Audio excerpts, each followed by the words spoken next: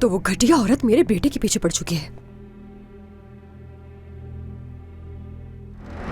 अगर तुमने वो किया जो तुमने सादिया को कहा है, तो मैं जो तुम्हारे साथ करूंगी वो देखकर अंदाजा हो जाएगा कि असल पागल कौन है। जो होना है होकर रहेगा। अगर हिम्मत है तो मुझे रोक कर दिखाओ। मैं अपनी बहन की खुशी के खातिर किस हद तक जा सकती हूँ अभी तुम नहीं जानती। तो तुम्हें लगता है कि तुम मेरे बेटे के जरिए मुझे हरा दोगी जानान?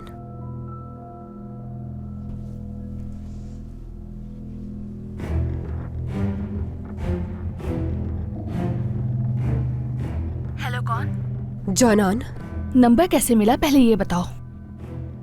मेरे पास तुम्हारे पूरे खानदान के नंबर हैं, यहाँ तक कि तुम्हारे बहनोई का भी। मेरी बात सुनो जहरा। तुम मेरी बात सुनो जानान। तुम्हें एड्रेस भेजा है, वहाँ आ जाना। मुझे तुमसे कुछ बात करनी है। ये बताओ किस बारे में बात करनी है।